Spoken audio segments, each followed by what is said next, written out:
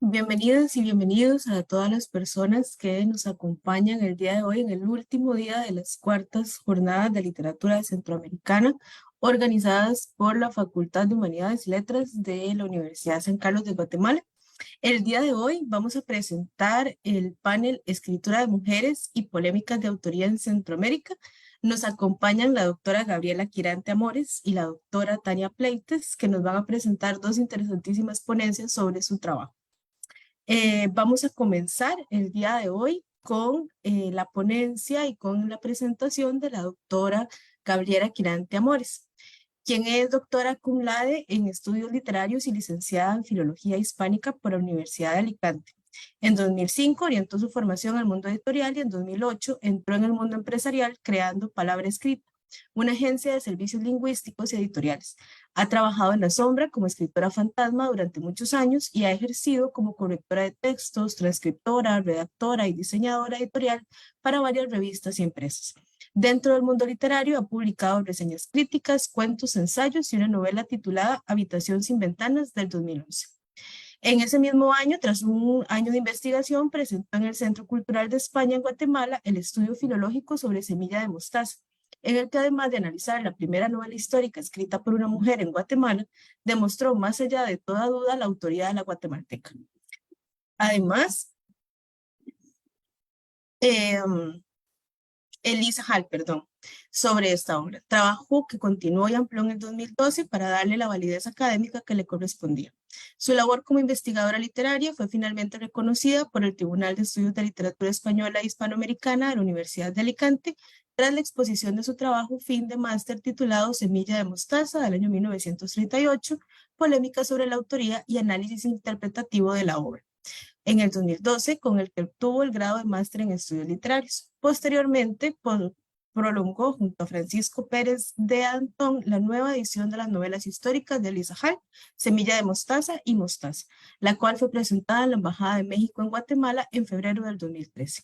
Sus investigaciones se han orientado al rescate y análisis de la producción novelística de escritoras centroamericanas desde un enfoque teórico crítico que contempla la perspectiva de género. Su tesis doctoral versó sobre la novela histórica escrita por mujeres en Centroamérica durante la primera mitad del siglo XX. Y en el 2018, el Instituto Universitario de Investigación de Estudios de Género publicó en la colección Lilith su estudio monográfico titulado Artistas del Recuerdo, la inauguración de la novela histórica centroamericana escrita por mujeres. Así le damos paso a la doctora para que pueda realizar y escuchar su trabajo.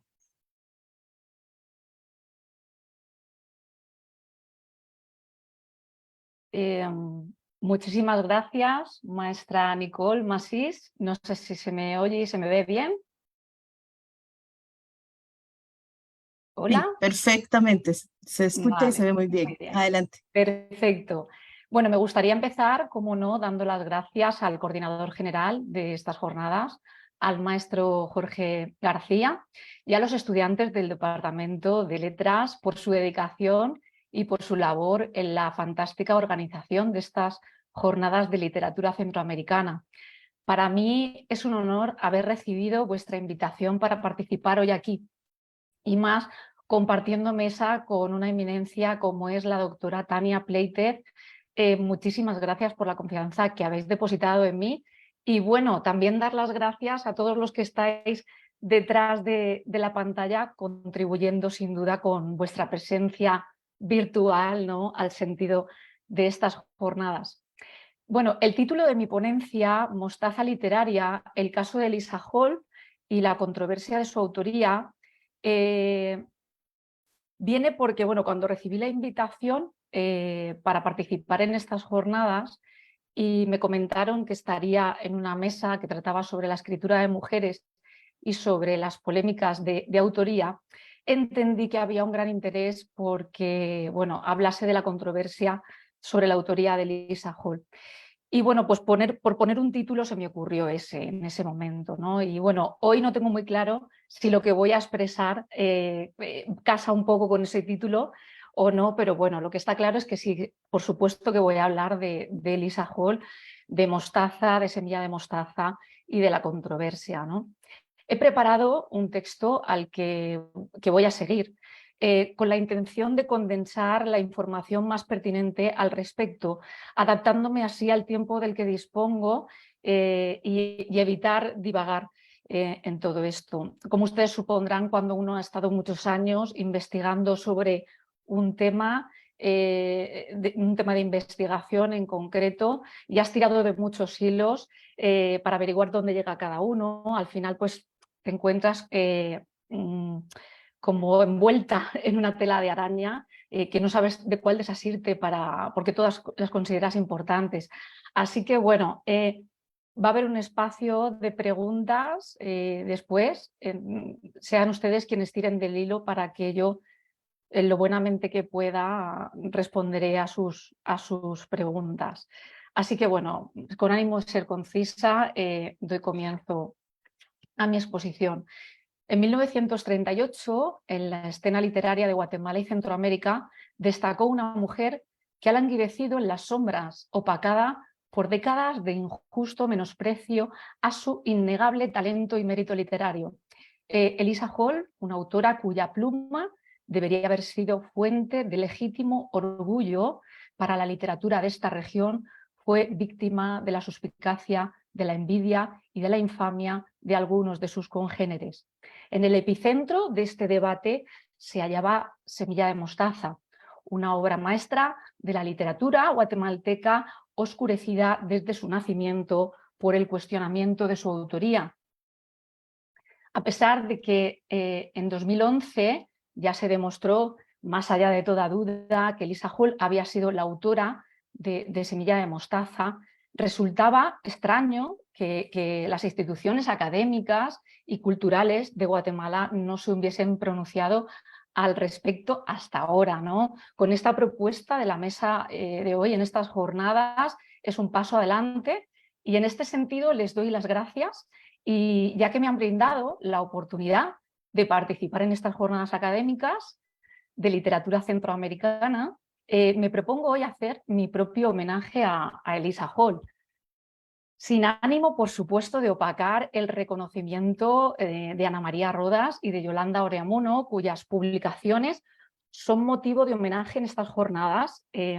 No puedo ser yo, sin embargo, quien olvide que en este mes de octubre, precisamente, se celebran 85 años de la publicación de Semilla de mostaza, la primera novela histórica escrita por una mujer en Guatemala. Y me propongo hoy arrojar luz sobre la figura de Elisa Hall, reconociendo y subrayando su contribución a la literatura guatemalteca y centroamericana. Elisa Hall nació en 1900 en Guatemala y creció en el seno de una figura de intelectuales y de escritores. Con 23 años se casó con José Luis Asturias Tejada y durante los años de convivencia con su familia política fue cuando se familiarizó con el trabajo que estaba realizando su suegro en sus ratos libres, poniendo al día el árbol genealógico de la familia Asturias, que se remontaba a don Sancho Álvarez de Asturias, un caballero del siglo XVII que viajó de España a Guatemala en 1666. Este vínculo familiar de Elisa Hall con la familia Asturias fue lo que la inspiró a emprender un proyecto literario tan ambicioso como fue escribir Semilla de mostaza, Memorias fidedignas de don Sancho Álvarez de Asturias, con la que se propuso reconstruir la vida de este personaje enigmático en el sentido de que, a pesar de que es un personaje histórico real, no ha tenido una gran relevancia histórica, no era importante sino únicamente para la familia Asturias, ¿no? Porque además en Guatemala era quien había el fundador del origen de su apellido en Guatemala. Entonces, bueno, Semilla de mostaza, todos sabemos, fue publicada en 1938 durante la dictadura de Jorge Ubico, ¿no? Que eso supuso muchos años de retroceso para el país, ¿no? Como decía Carmen Lira, desde la revista Liberación, Ubico ejercía una censura con balas, ¿no? Y había muchas restricciones de libertad de expresión. Y bueno, en este medio, en este ambiente opresivo, Elisa Hall emergió con una voz valiente y disruptiva, desafiando las convenciones de la época, en el sentido de que Hall irrumpió en el panorama de la literatura del país con una novela histórica, es decir, con un subgénero literario que hasta el momento no había sido practicado por ninguna mujer en su nación. Su interés la llevó a explorar la historia y la literatura de la España del siglo de oro para escribir esta novela, dotando a su familia política de una memoria familiar, a la vez que proponía una identidad nacional para su país. Cuando salió a la luz, Semilla de Mostaza destacó por su calidad literaria. La novela presenta una estructura narrativa sin tacha, con una amplia documentación histórica y con una impresionante lista de personajes históricos que desfilan a lo largo de todas sus páginas. Elisa Hall, como cualquier escritor de novela histórica, se sumergió en una minuciosa labor de investigación para dar vida a la España del siglo de oro, recreando guerras, la vida en la corte de Felipe V y otras anécdotas históricas. Y aunque se documentó a fondo, se enfrentó también a un gran vacío histórico y sobre todo lo que respecta a don Sancho Álvarez de Asturias. Esta falta de información la obligó, gracias a Dios, ¿no?, a utilizar su imaginación para llenar los espacios en blanco de la historia, o algo que por otro lado es muy común, ¿no?, el utilizar los vacíos de la historia para la ficción. Es muy común en la escritura de las novelas históricas. Bien, dos aspectos de Semilla de Mostaza que generaron más sospechas durante el debate, que señalaron los contrarios de Elisa Hall, fueron la fidelidad histórica y la fidelidad lingüística, pero la supuesta fidelidad histórica y la supuesta fidelidad lingüística. En efecto, Semilla de Mostaza es una novela histórica que sigue el patrón del modelo tradicional del subgénero, con el que siempre se perseguía plasmar la historia de una manera fiel y verosímil. Y en este sentido, Hall intentó plegarse a la verdad de los hechos históricos que venían relatados en los textos oficiales de la historia oficial, escritos por los hombres, ¿no?, por los varones.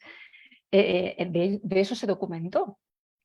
Sin embargo, esta sumisión no le impidió utilizar los vacíos históricos y la libertad de la ficción para verter en sus narraciones una versión femenina del pasado que descubre la historia desde una perspectiva diferente a la centralidad con la que la habían observado los varones, ¿no? La representación histórica en la novela refleja esos aspectos ficcionales, los aspectos ficcionales de su labor como novelista. Además, Semilla de Mostaza presenta una peculiaridad lingüística, ¿no?, ya que Hall pues, se propuso hacer una especie de castellano antiguo que simulara el castellano que se utilizaba en el siglo de oro, contribuyendo así a que tuviéramos la impresión de que la obra se había escrito en 1710, ¿no?, a principios del siglo XVIII. Y, por supuesto, este lenguaje antiguo crea un ambiente que transporta directamente al lector a la España del siglo de oro y que, por supuesto, contribuye a la riqueza narrativa. Sin embargo, esa supuesta fidelidad histórica y esa fidelidad lingüística son supuestos, pues a lo largo de toda la novela encontramos anacronismos y diferencias entre los hechos históricos reales y la ficción que volcó Elisa Hall, que obviamente había salido de su imaginación. Esto no es una crítica, esto es normal, es habitual, para eso tenemos la libertad de la ficción, para eso escribimos novela histórica y no historia. Y por otro lado, bueno, pues la lengua que utilizó Elisa, ella hizo lo que yo llamo, ¿no?, un artefacto lingüístico, que es un artefacto de la ficción, en la que lo que hizo fue recoger diferentes usos de novelas de la época medieval, ¿no? Pues novelas que van desde el Lazarillo, la Celestina, hasta el Quijote, ¿no? Entonces, contemplan una serie de registros que contemplan más de un siglo, un periodo histórico de la lengua española que además se caracterizó por un gran desarrollo y una transformación del idioma español. Semilla de mostaza fue subrayada también en su momento de ser una novela excepcional, y excepcional con respecto a las corrientes literarias que es de más uso en el momento en Guatemala, en su país y en Centroamérica.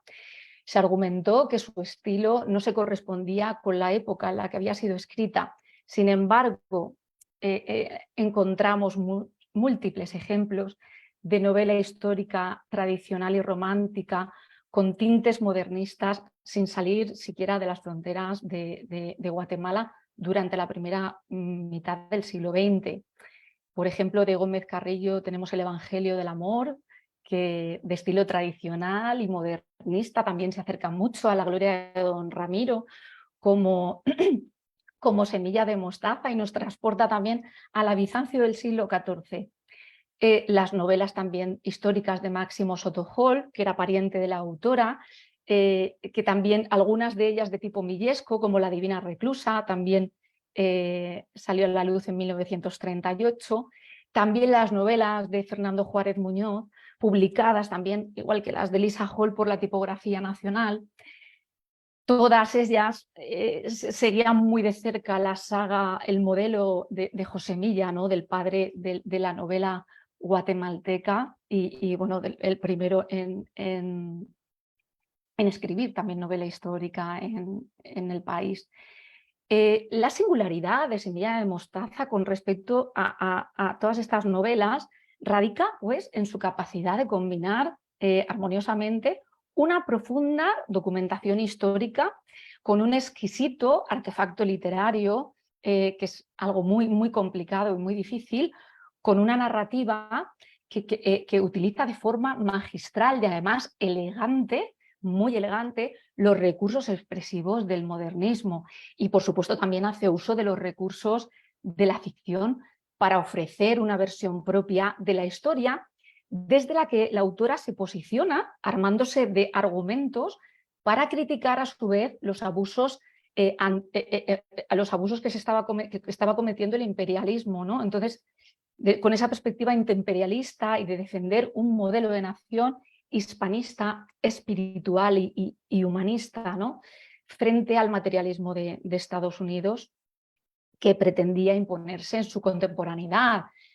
Bueno, no es nada nuevo, ¿no? Este tema, las ideas que se promueven desde Rubén Darío con el triunfo de Calibán, ¿no? En el que él imprimía la necesidad de que los pueblos centroamericanos se unieran, ¿no? para luchar contra el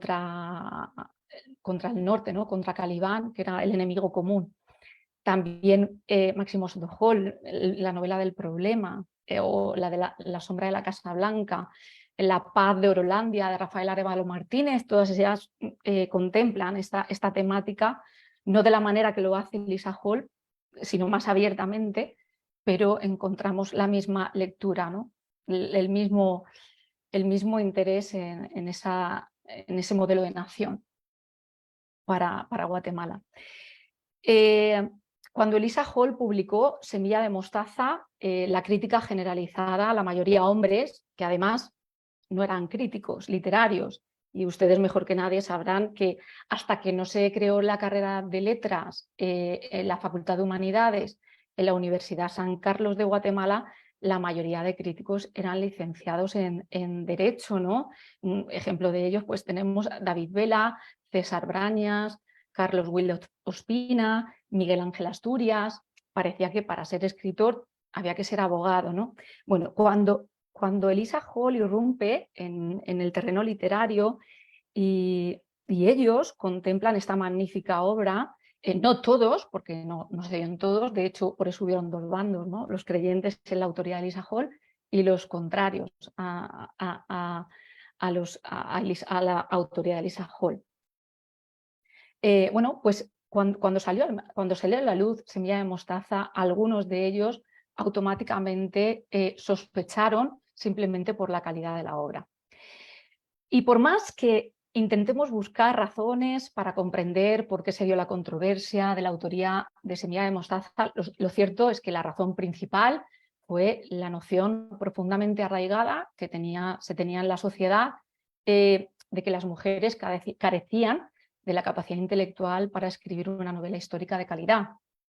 La sociedad de la época no creía, no todo el mundo, pero algunos todavía rangueaban, ¿no?, con ese pensamiento de que la mujer en particular, si era una mujer joven y bueno, ya si es guapa y no tiene estudios universitarios, todavía la sospecha es más grande.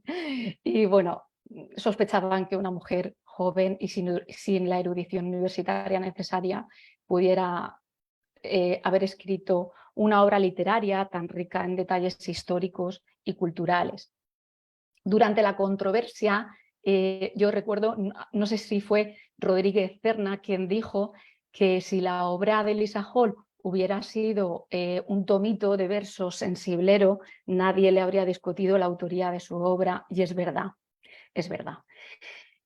A esta forma de pensamiento, o sea, esta sospecha inicial de que la obra era muy buena, como podía haberla escrito una mujer, hay que sumarle también que uno de sus mejores amigos, bueno, entre comillas, mejores amigos, porque era Pedro Arce Valladares, quien además había asistido con ella múltiples veces al Archivo General del Gobierno de Guatemala, porque a él se le daba precisamente muy bien leer los manuscritos del siglo XVII, XVII y XVIII que Elisa necesitaba, algunos que necesitaba para documentarse para la novela. Y él sabía mejor que nadie que todo lo que iba a decir era falso, ¿no? Y entonces inventó el rumor, por envidia, no lo sabemos por qué, de que Elisa Hall había encontrado un manuscrito del siglo XVIII escrito por don Sancho y que lo había copiado. Y bueno, pues esta infamia gratuita fue el principio del fin de la carrera literaria de Elisa Hall, una escritora que para mí es un auténtico genio. Aquel rumor encendió la mecha para que a Elisa Hall se le negara automáticamente la autoría sobre su obra. La negación de la autoría es un tipo de violencia literaria que se ha ejercido contra las escritoras. Joan Rus la explica magníficamente bien en su obra Cómo acabar con la escritura de mujeres. Dice así: ¿qué hacer cuando una mujer ha escrito algo? La primera línea de defensa es negar que lo ha escrito, puesto que las mujeres son incapaces de escribir. Otra persona, entre paréntesis, un hombre, tendrá que haberlo hecho. Y esto es lo que le pasó a Elisa Hall. Rus recoge también algunos ejemplos en la historia y recuerda, por ejemplo, cuando Virginia Woolf contaba que Margaret Cavendish, duquesa de Newcastle, fue acusada de haber contratado a un académico para escribir su obra, puesto que había hecho uso de tecnicismos y bueno, que hablaba sobre determinados temas que estaban fuera de su alcance.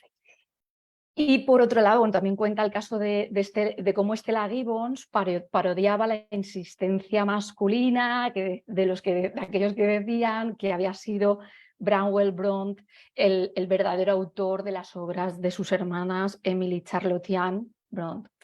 En conclusión, la controversia sobre la autoría de Semilla de mostaza se basa en prejuicios de género profundamente arraigados en la sociedad de la época. Por eso es fundamental ya desafiar estos prejuicios y reconocer el legado literario de Elisa Hall como autora de una de las mejores o dos de las mejores novelas históricas de su tiempo. Para terminar, me gustaría destacar la relevancia y la aportación de la obra de Elisa Hall al género de la novela histórica.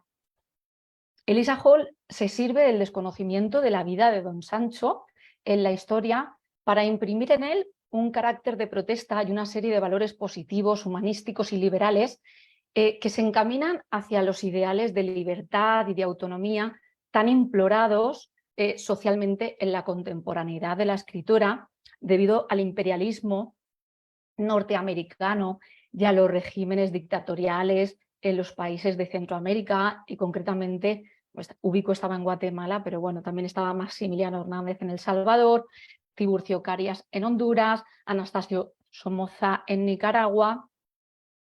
Por tanto, la autora lo que hizo fue plasmar su presente en la representación de la sociedad del siglo de oro español y en forma de palimpsesto utilizó el pasado y esta geografía para denunciar la corrupción y los complots de la autoridad. Y también así como señalar el vacío espiritual de aquellos cuyo afán era acumular riquezas y solo valoraban los bienes materiales. Hace muy bien esa conjunción, valiéndose nada más que de la sociedad del siglo de oro de España. Además, Elisa volvió a recurrir a esta técnica metahistórica, ¿no? de plasmar la historia dentro de la historia, de plasmar la situación de su presente a través de la representación de la historia y de los personajes del pasado en la continuación de Semilla de Mostaza, en Mostaza. Esta obra es una segunda novela histórica que sale publicada en diciembre de 1939 y es la continuación de las vivencias de don Sancho, pero ya en tierras guatemaltecas, en Santiago de los Caballeros, ¿no? Lo que conocemos, la antigua Guatemala. Pero en realidad lo que hace es utilizar el subgénero como un arma de defensa de su propia autoría y también, por supuesto, de venganza racional contra quienes le negaron la maternidad de su obra. En este sentido, en Mostaza, Hall se adelantó algunos recursos literarios más propios ya de la nueva novela histórica que vamos a encontrar en los años 70, como la introducción de comentarios metaficcionales sobre su propia obra y sobre el proceso de creación de la misma, el uso de la intertextualidad y del palimpsesto al narrar en clave histórica sus propias vivencias y la utilización además de la parodia y de lo carnavalesco, en tanto en cuanto esta obra también significó un arma de ataque contra sus contrarios, a quienes, por supuesto, la autora utiliza la novela para ridiculizarlos. Aparecen todos, además, y de todos tiene que decir, y no siempre precisamente bien. Por tanto, no cabe duda de que las tensiones experimentadas por la propia autora la llevaron a agudizar su ingenio aún más si cabe y también a librarse de los condicionamientos literarios tradicionales, despertando así a una nueva fase de la escritura de mujeres en la que reclama, no ya para los demás, ya no está mirando para los demás, reclama para sí misma un lugar en los espacios públicos y culturales. Está defendiendo su propia autoridad y este es un mérito que sin duda hay que reconocerle. Muchas gracias. Muchas gracias a la doctora Quirante por su magnífica presentación y que ha suscitado, ¿verdad?, muchísimas interrogantes y cuestionamientos. Vamos a continuar escuchando a la doctora Tania Pleites con su presentación Apuntes sobre la autoría de mujeres, estrategias textuales y contextuales. Vamos a presentar a la doctora Tania Pleites, que es doctora en Filología Hispánica por la Universidad de Barcelona y actualmente profesora en la Universidad de Milán. Es autora de artículos académicos y ensayos literarios, así como de la biografía Alfonso Storni. Mi casa es en el mar, publicada en el 2003, y las monografías Literatura. Análisis de la situación de la expresión artística en El Salvador, publicada en el 2012. Y Solo tú, Noche, apunta sobre la autoría de María Eugenia Paz Ferreira, publicada en el año 2023. Fue miembro del equipo que compiló la tetralogía La vida escrita por las mujeres, publicada en 2003. Es coeditora de 2 antologías bilingües de literatura salvadoreña, Teatro bajo mi piel, Poesía salvadoreña contemporánea, publicada en el 2014, y Puntos de fuga, prosa salvadoreña contemporánea, publicada en el 2017. Asimismo, ha editado Más allá del estrecho dudoso, intercambios y miradas sobre Centroamérica, del año 2018, junto a Dunia Gras y Redes excéntricas, poéticas y circulación transatlántica, publicada también con Edgardo Drobny y Dunia Gras. Es integrante de la Red Europea de Investigación sobre Centroamérica, miembro correspondiente de la Academia Norteamericana de la Lengua Española y cofundadora de la Red de Investigación de las Literaturas de Mujeres en América Central, RIMLAC. Vamos a continuar entonces escuchando a la doctora Pleite sobre su exposición. Buenos días en Guatemala, en Centroamérica, y buenas tardes de este lado del Atlántico. También quiero dar las gracias por esta invitación a las jornadas para pensar Centroamérica desde la literatura, tanto al profesor Jorge García como a todas las estudiantes que están involucradas en el proceso de organización, y agradecer también las amables palabras de la doctora Gabriela Quirante, a quien para mí también es un honor compartir la mesa con usted y haberla escuchado. Realmente he aprendido muchísimo. Muchas gracias por su exposición. Y bueno, voy a pasar a compartir mi pantalla para un momento.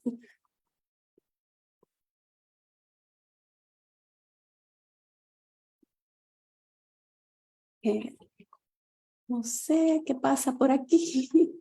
Un momentito.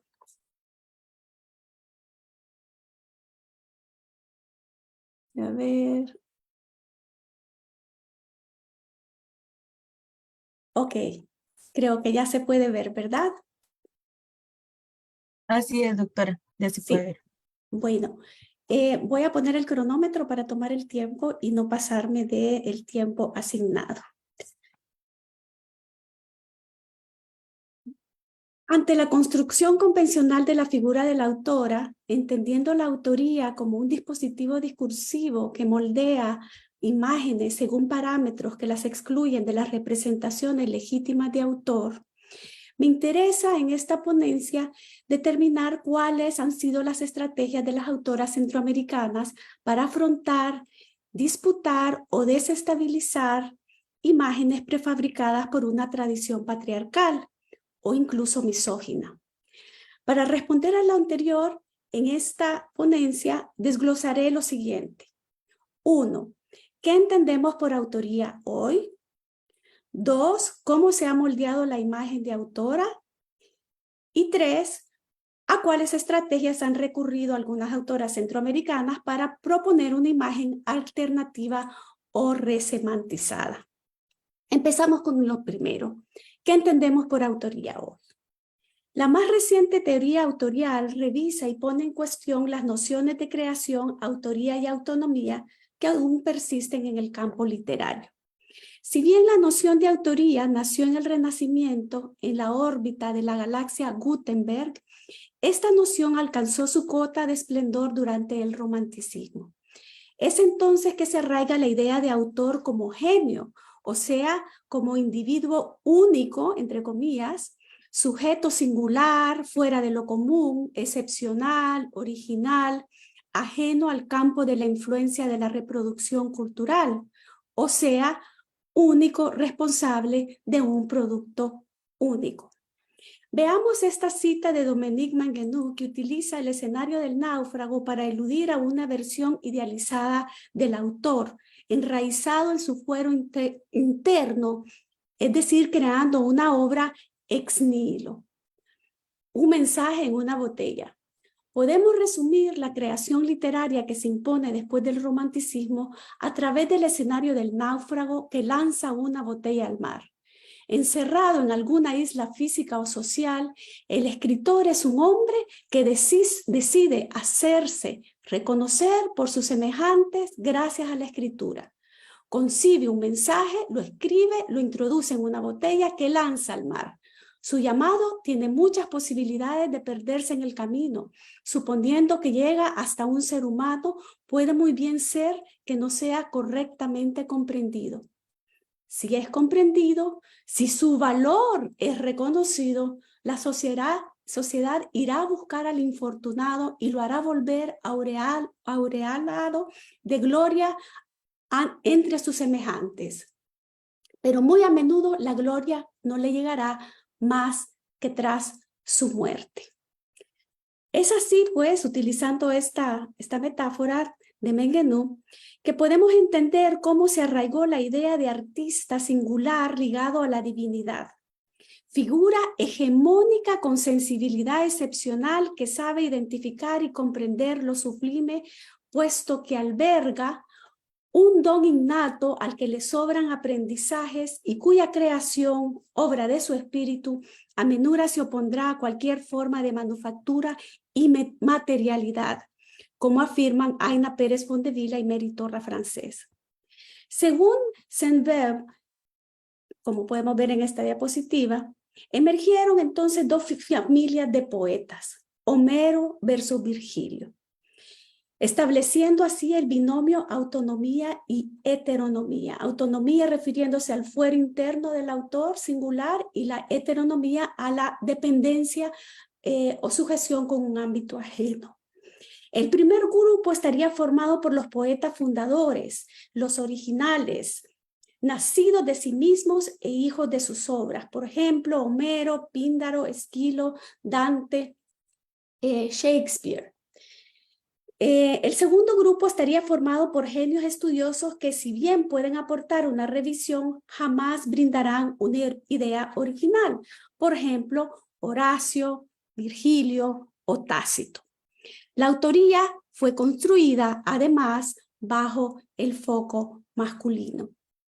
Esa imagen de autor en torno al escritor genio resultó vital para su reconocimiento y su posicionamiento en el campo cultural, pero paradójicamente, al mismo tiempo, la noción tradicional de autor singular o un autor original se terminó diluyendo porque se volvió un lugar común, como nos explica Natalie Hennig en esta cita, ¿no? Por ejemplo, pregunta, ¿cómo un artista puede devenir modelo de singularidad sin exponer a sus seguidores a la inautenticidad de aquel que, imitando, abdica de toda singularidad? ¿Cómo es posible hacer de la anormalidad una norma? ¿O cómo escapar a los modelos, lo que es propio de la singularidad, deviniendo uno, es decir, convirtiéndose a la misma vez en un modelo? O como dice más abajo, ¿cómo mantener una posición marginal en una sociedad que ha acabado por hacer de esta marginalidad la condición de reconocimiento? Y aquí están unas fotos de escritores emblemáticos en donde podemos ver, por ejemplo, cómo se subraya esa singularidad, pero que en realidad es un lugar común, ¿no? La imagen del escritor utilizando gafas, anteojos, teniendo a veces un cigarrillo o un bolígrafo rodeado de libros para destacar la idea de intelectual, ¿no? Más adelante nos dice siempre Natalie Hennig, en lo que está citado en rojo, dice, sin embargo, este esfuerzo por mantener la singularidad contra todo estereotipo, incluidos los estereotipos de singularidad, no llega hasta el abandono del estereotipo de la soledad. Es decir, también como tenemos este estereotipo del autor en su fuero interno, aislado del mundo, o desde su fuero interno estar creando una obra original, aunque estén involucrados en el campo cultural por medio de aspectos políticos, sociales, culturales. Y por ejemplo, aquí tenemos dos retratos, uno de Víctor Hugo y otro que me pareció casualmente bastante parecido, de Sergio Ramírez, fotografiado por Daniel Mordinsky, ¿no? En donde también está esta imagen de la invención de una postura autorial, digamos, ¿no? En realidad, ningún autor es inmune a las influencias de otro, es decir, en realidad esta supuesta originalidad es una idea, no es una idea fija, porque ya sabemos que todos los autores pues son influidos por otros, se establecen intertextualidades, diálogos con la tradición literaria, se reelaboran voces desde el fondo de la colectividad. Por lo tanto, la teoría autorial contemporánea problematiza estas nociones clásicas y patriarcales de creación, autoría y autonomía que en su momento fueron revisadas y debatidas por el postestructuralismo cuando anunció la muerte del autor. Sin embargo, como afirma José Luis Díaz, las nuevas propuestas teóricas quieren trascender los enfoques que asumen al autor como sujeto pleno a la obra, independiente de sus trayectos, pero también quiere problematizar o ir contra los prejuicios modernistas que rehúsan tomarlo en consideración, sobre pretexto de que el texto debe operar, en el texto debe operar la muerte de su escritor. Es decir, no se asume el autor como sujeto pleno, pero tampoco se quiere enfatizar la muerte del autor, porque siempre existe una imagen de autor. Y ahora voy a explicar esto. En ese sentido, la autoría es entendida como una construcción histórica marcada por una serie de determinantes y clichés. En realidad, convertirse en autor es un proceso que no tiene lugar exclusivamente en la habitación recluida y solitaria, sino también en la escena social. Las propuestas actuales iluminan este complejo proceso de construcción que interrelaciona lo individual y lo colectivo y lleva implícitas las marcas políticas, sociales y culturales, al mismo tiempo que cuestiona la idea del creador que emerge exclusivamente de su fuero interno. Como dicen Pérez, Torres y Crocker, la autorialidad depende de la institución de una imagen reconocible y doblemente impropia, construida mediante relatos colectivos y vulnerables a las múltiples reelaboraciones y reescrituras de los agentes del campo cultural. Por lo tanto, estamos hablando de, cuando decimos autoría, de un constructo armado por diversas capas discursivas. 2. ¿Cómo se ha modelado entonces la imagen de autora? Bueno, de acuerdo con Pérez Fondevila, las escritoras han sido estereotipadas a lo largo de la historia por las marcas de género. En las archiconocidas dicotomías hombre-mujer, razón-naturaleza, las mujeres ocupan el lugar de la irrepresentable, la ininteligible o la que tiene como finalidad última la labor de los cuidados y la reproducción. Por lo tanto, el arte produce género, nos dice Pérez Fondevila. Es decir, contribuye a revalidar y a naturalizar las construcciones históricas de lo masculino y lo femenino. A la escritura masculina se asocian términos respetables como canon, visibilidad o inteligibilidad, mientras que a la femenina se asocian palabras menos apreciadas dentro de los discursos patriarcales y abstractos del pensamiento: el instinto, lo salvaje o la reproducción. Los gestos y las categorías que convierten a alguien en un autor serio, entre comillas, son cultura, genio, intelecto, civilización, conocimiento, universalidad y voz. Las mujeres han sido históricamente caracterizadas con términos opuestos, esto es, como subjetividades sentimentales y apasionadas. De ahí que su escritura haya sido marcada, minorizada, incluso asignada a la categoría de invisibilidad. Entonces, si la cultura también permea al campo literario, si la cultura patriarcal también permea al campo literario, no nos debería sorprender que la autoría sea construida bajo el foco masculino. Como consecuencia, los individuos se sitúan en posiciones asimétricas respecto al lenguaje, al poder y a los significados. Y así como existen marcas imaginarias que permiten soñarse escritor, es decir, modelos, posturas, escenografías, cabe preguntarse cuál es el repertorio de modelos y posturas que puebla el archivo literario en su encarnación en femenino. En esta línea, Christine Planté ha señalado el fenómeno de la excepcionalidad como confirmación de las limitaciones del sexo femenino y sostiene que las mujeres autoras son consideradas excepciones a las leyes de su especie. Curiosamente, no se evalúa según los apreciados parámetros de la exaltación de la singularidad adjudicados al concepto de autor. Más bien, en el caso de las autoras, dicha exaltación de singularidad deriva de una extrañeza, algo que según Planté las condena y aísla. Su grandeza debería residir en la docilidad muda mediante la cual se pliegan a un orden que no han decidido.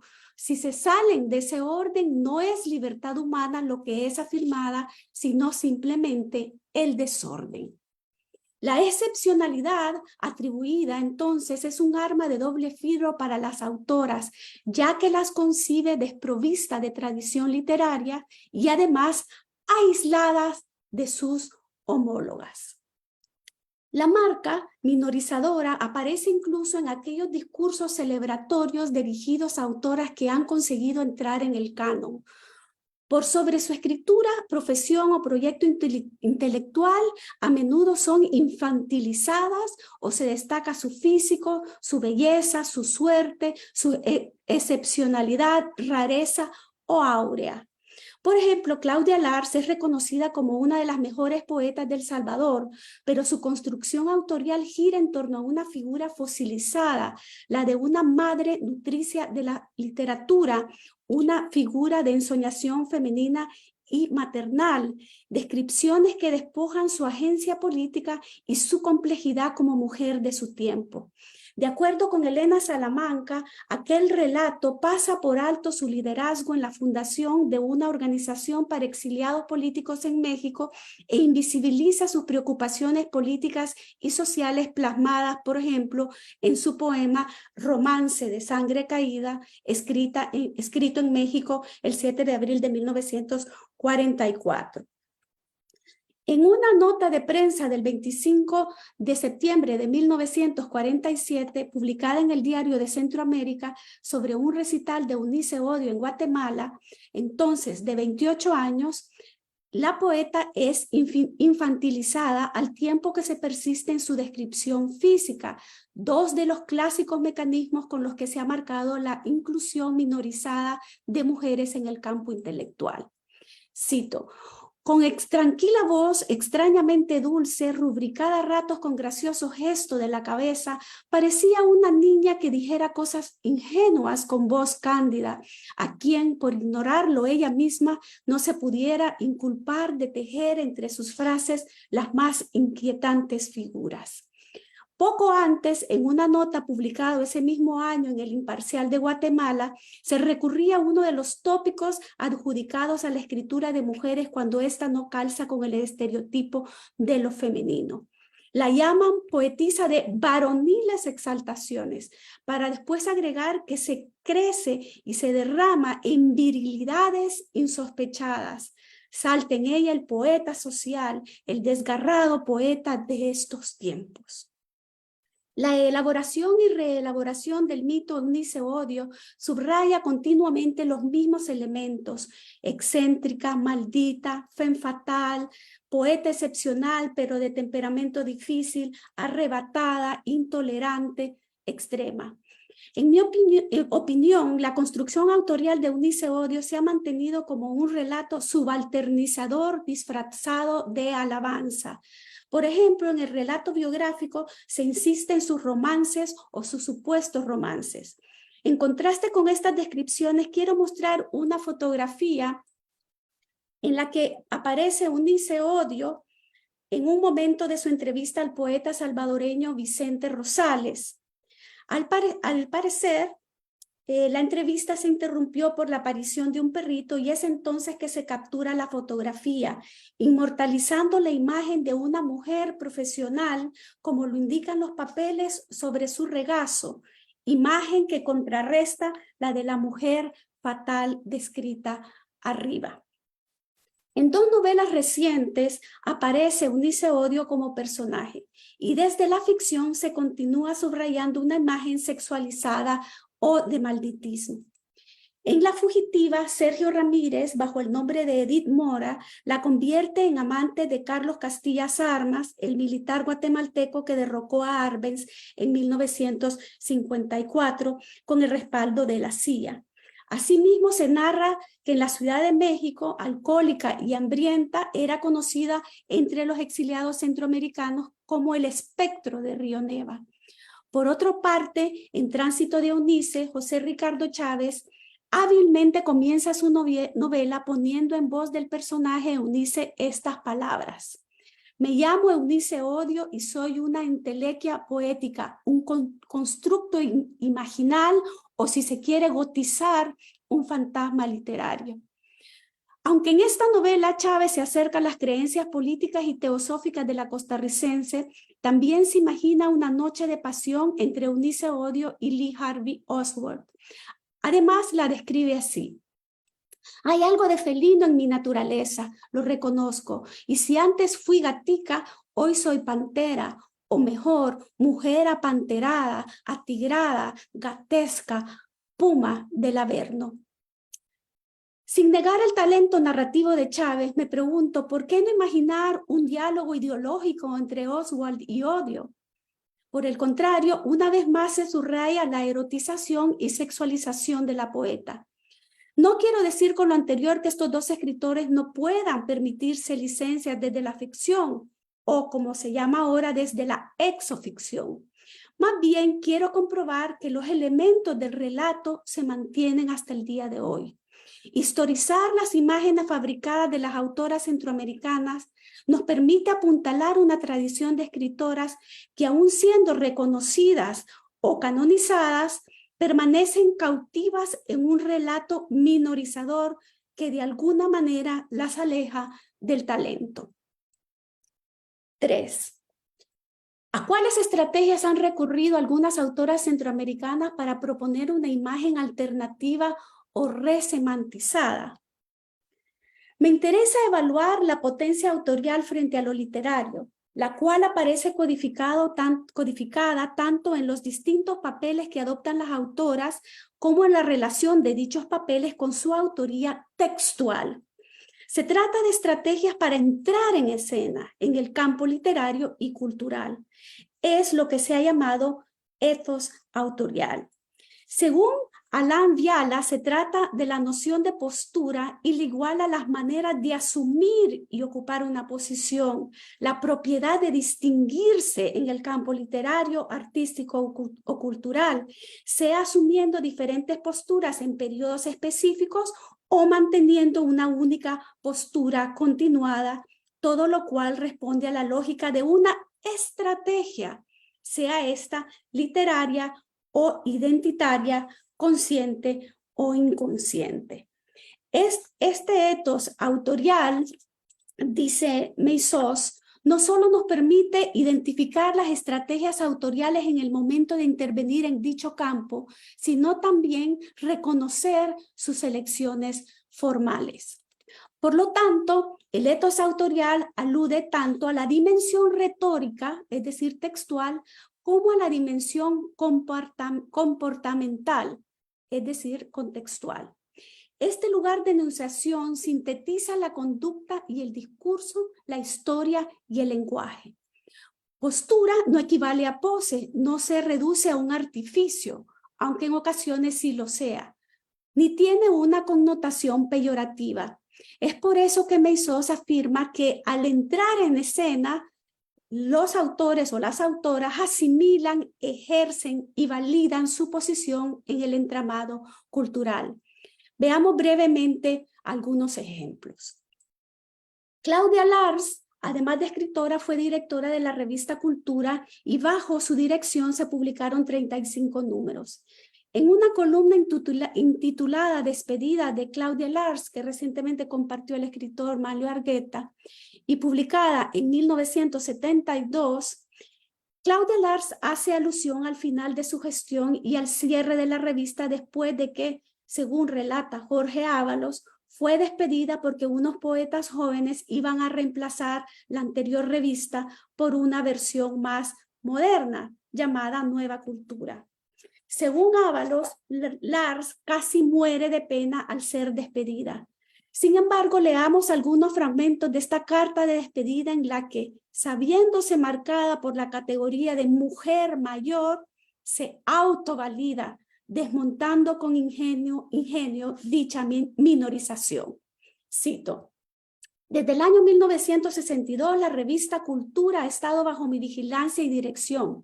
Sin modestia ninguna me atrevo a declarar que el trabajo que en ella realicé fue cuidadoso y bien hecho. Ahora, cuando entrego la publicación a manos más jóvenes, debido a que el cansancio producido por mi avanzada edad debe tomarse en cuenta, deseo señalar lo siguiente. Supe mantener el equilibrio y la discreción necesarios frente a diferentes ideas y expresiones. Nunca fui una censora de nadie, aunque a veces me atreví a ser una consejera. Me encanta que muchachos llenos de fuerza constructiva y de avanzadas ideas publiquen de aquí en adelante nueva cultura. Sinceramente les deseo triunfos en su labor. Con afecto verdadero les digo, cuando termina el canto en una boca, en otra boca empieza y del lodo podrido se levanta una nueva primavera. De alguna manera, el tono de esta columna recuerda las estrategias retóricas de Sor Juana Inés de la Cruz en su carta Sor Filotea, en la medida en que ambas defienden su laboratorio de conocimiento, al tiempo que transparentan muy bien la conciencia del lugar que ocupan, las fronteras impuestas, las cuales, sin embargo, franquean inteligentemente mediante el lenguaje. Así, Lars alude mientras elude, como cuando Sor Juana llamó unos papelillos a su primer sueño o firmó yo la peor de todas. En su caso, Lars les desea triunfos a los jóvenes en cuyas bocas empezará el canto que en ellas se termina o el canto que en ellas se apaga. Pero también les anuncia la gran responsabilidad que heredan, levantar del lodo podrido la nueva primavera. Curiosamente, la versión moderna de la revista Nueva Cultura solo llegó a publicar un par de números y no atrajo a los nuevos lectores que prometían. En su poesía, Lars también mantuvo una postura autorial robusta que se resume en uno de sus poemas de Nuevo Pulsante Mundo. Pertenezco a la desnudez de mi lenguaje y he quemado silencios y mentiras, sabiendo que transformo la historia de las madres.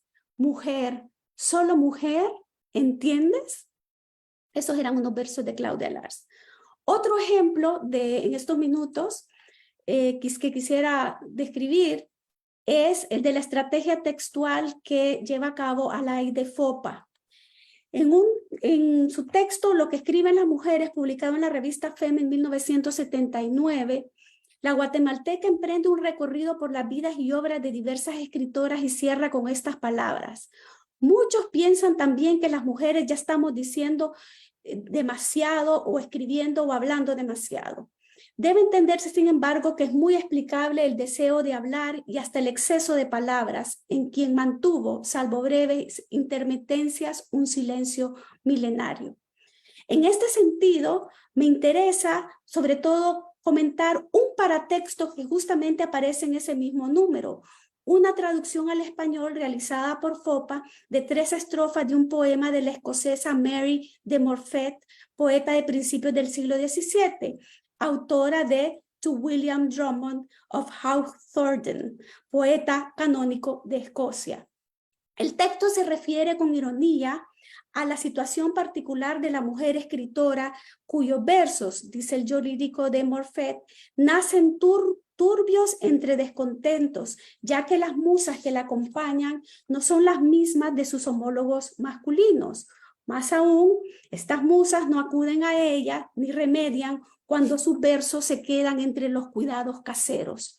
La suya, más bien, es una musa rústica, rudamente nutrida, que vuela muy bajo para alcanzar la alta montaña. La montaña de la genialidad, podríamos agregar. Sin embargo, al mismo tiempo, el poema también es un elogio a la creatividad femenina emprendida y sostenida a pesar del lugar marginado al que es relegada.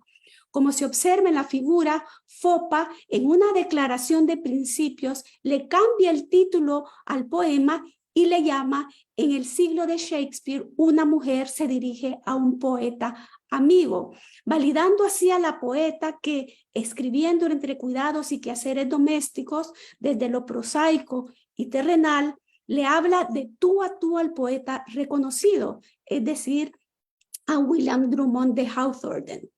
A la vez se problematiza la idea canónica de genio aludida por la mención del siglo de Shakespeare.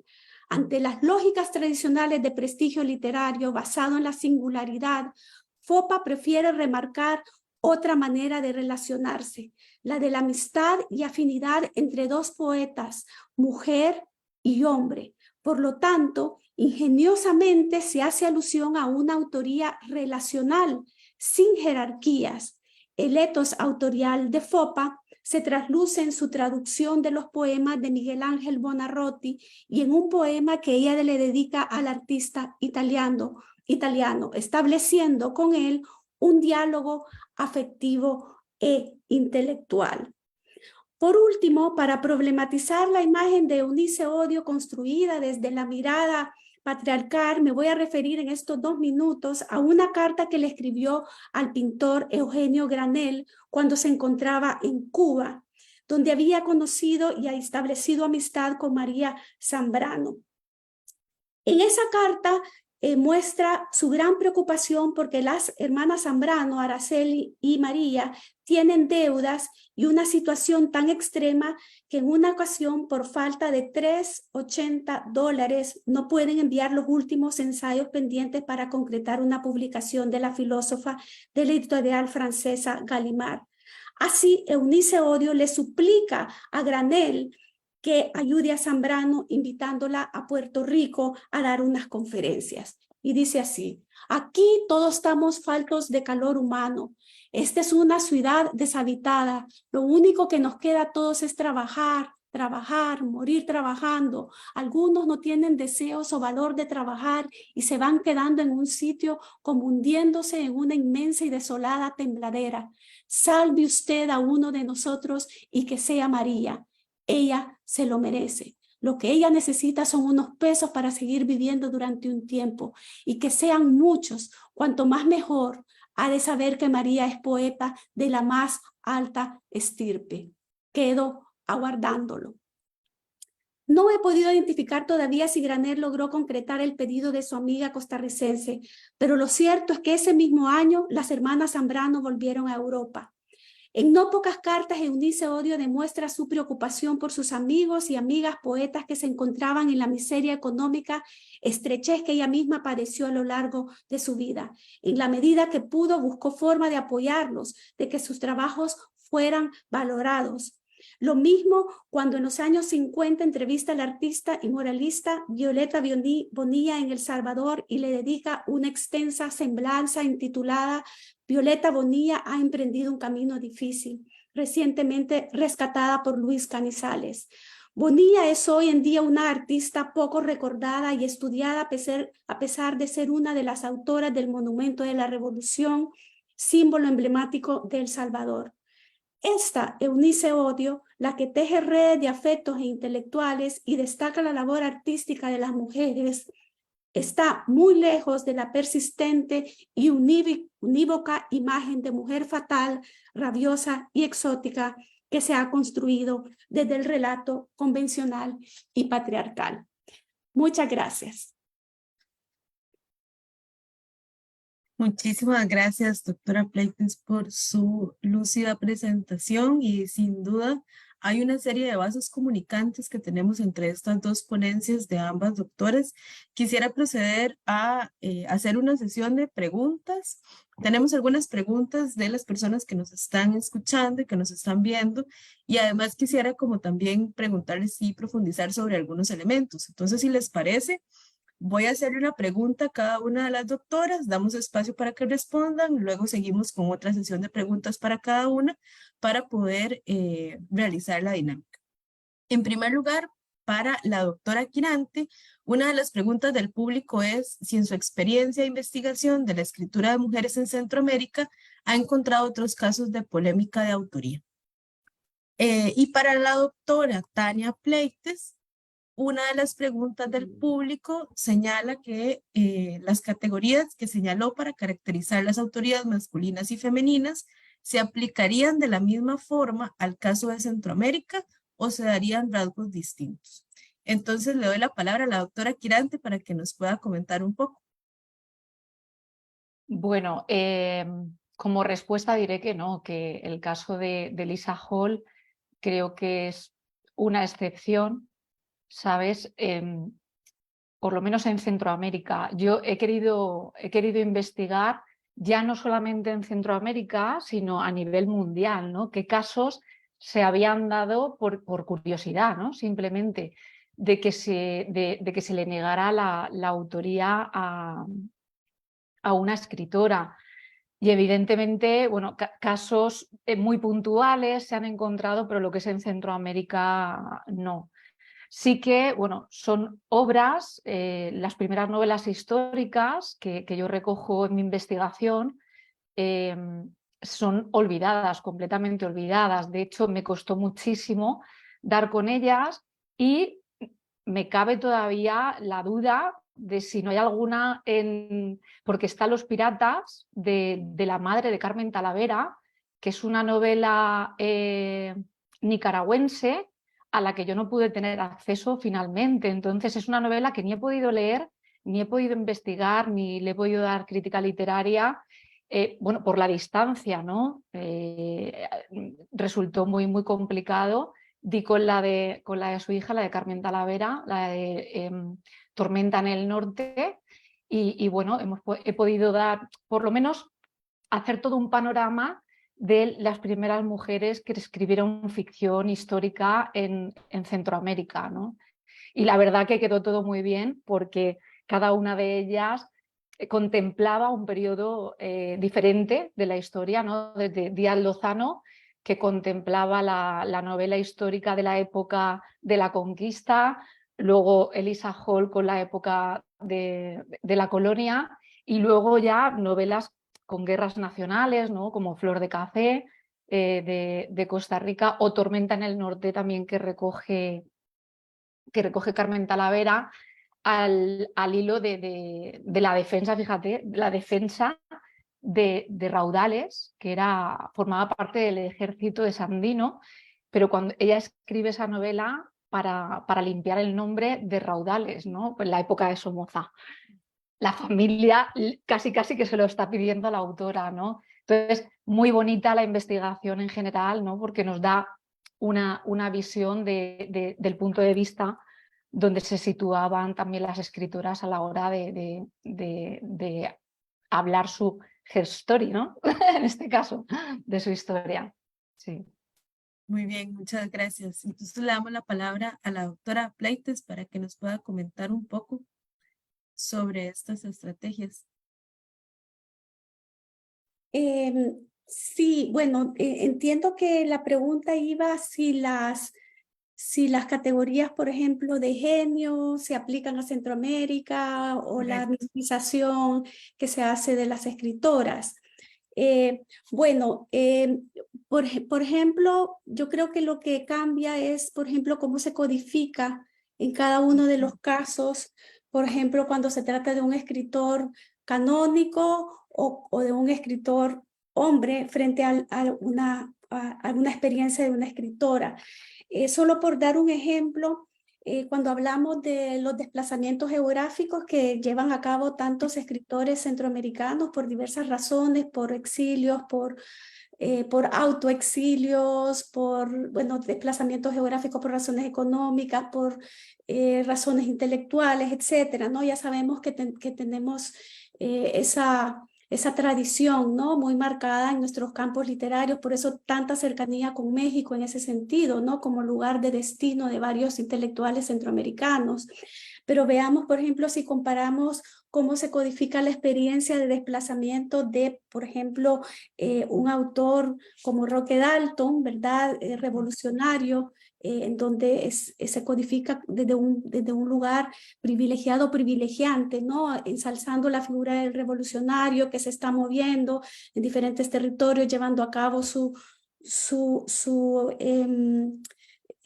aprendizaje, y también creando sus redes literarias, intelectuales, políticas, revolucionarias, ¿no? Y veamos, por ejemplo, cómo se ha sexualizado a Yolanda Auriamuno o a Eunice Odio en sus desplazamientos geográficos, que en el caso de Eunice Odio también participó escribiendo muchísimos artículos políticos, ¿verdad? Que claro, ella hizo un cuestionamiento de las izquierdas y por eso tal vez ha estado más invisibilizada. Pero en cualquier caso, lo que me interesa a mí destacar en este sentido es cómo se da una diferente codificación de esta experiencia de desplazamiento geográfico, cuando es un hombre y cuando es una mujer. Y recuerdo, creo que Teresa Fallas escribió un artículo muy interesante sobre esto, ¿no? Sobre ciertas sentencias o reprobaciones sociales que se ha hecho, digamos, cuando la mujer se ha hecho este desplazamiento, ¿no? Geográfico. Otro caso que, digamos, me parece importante, porque aquí, digamos, lo que estamos hablando es de canon versus lo que no está en el canon, ¿verdad? Entonces, por ejemplo, el caso de Claribel Alegría, que fue una mujer que tejió muy hábilmente sus redes literarias, sus redes intelectuales, conoció a los intelectuales más importantes de su época, y sin embargo, incluso ella jugó con la idea de que tenía una buena estrella, ¿no? Ella, o sea, se le preguntó en una entrevista, suerte, tiene buena estrella, y ella sí, tengo suerte, y entonces se creó como este mito que ella también contribuye, porque era una persona con mucho sentido del humor, y además si tenemos en consideración que era una mujer que estaba muy comprometida con las revoluciones y que no quería quedar de pedante, digamos, no quería asumir una postura de pedantería, es lógico que jugara con esta estrategia de la buena estrella. Pero sin embargo, si vemos que Rubén Darío tuvo también creó todas estas redes, o Roque Dalton, o Miguel Ángel Asturias, ¿por qué de ellos no se dice que fue porque tuvo suerte? ¿No? Entonces, a eso es lo que me refiero, cómo se codifica, ¿no? Cómo se leen esas experiencias, que en el caso de Claribel fue una mujer muy hábil haciendo sus redes, que sí, había privilegios de clase de alguna forma, pero ella fue muy hábil y además tenía un proyecto intelectual y literario, ¿verdad? Como en el caso también de Eunice Odio, como en el caso también de Claudia Lars, es decir, son mujeres que no están en su casita, ¿verdad?